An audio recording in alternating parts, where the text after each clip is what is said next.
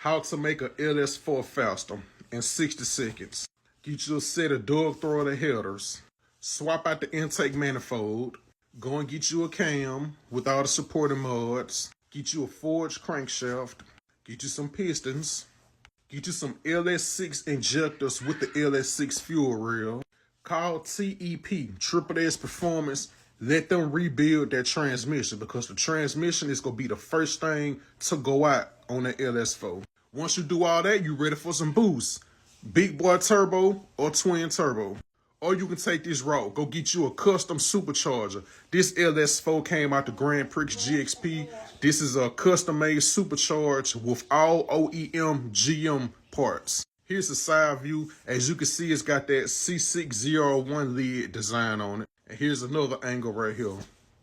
And once you do all that, get you a good tune, and you ready to hand out some gap sauce.